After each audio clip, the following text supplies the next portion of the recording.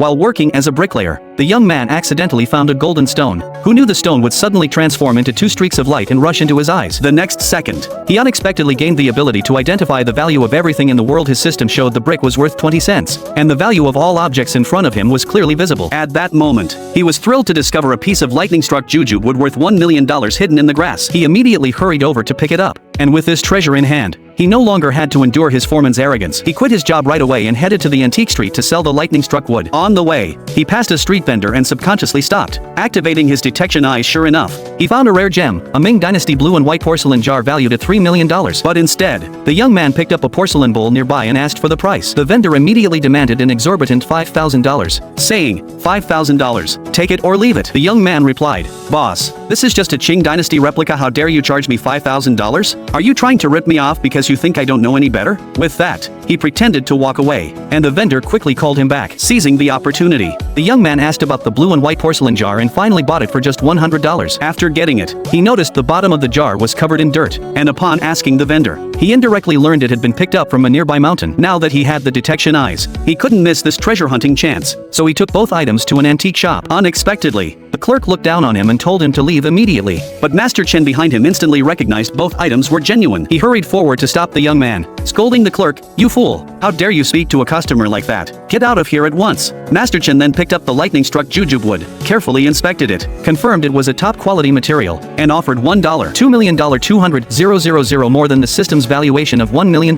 for the blue and white porcelain jar. However, he only offered $2.6 million, which was $400,000 less than the system's $3 million. The young man's minimum asking price was $2.8 million, so he told Master Chen, "Elder, I won't sell this blue and white porcelain jar for less than $2.8 million. Impressed by the young man's precise grasp of the price, Master Chen figured he must be an expert and readily agreed, transferring $4 million to him on the spot. He also urged the young man to bring any future treasures directly to him first. Right after that, the young man grabbed a bamboo basket and went to the mountain to start his treasure hunt. He chanted the spell to activate his detection eyes, and in an instant, the value of every flower, grass, clod of dirt, and random object in the mountain became visible to him. Soon, he made a major discovery, a Ming Dynasty Mandarin duck plum blossom vase. A complete pair was worth $30 million, and the single left half alone was valued at $10 million. The young man exclaimed inwardly, "Wow, there really are valuable things here." He excitedly ran over to dig, and sure enough, he pulled the vase out of the soil. He thought to himself, "Mandarin duck plum blossom vases come in pairs. I have the left half, but where is the other one?" After putting the vase in his basket, he found a 100-year-old Ganoderma worth $2 million and a dragon-carved snuff bottle valued at $2 million,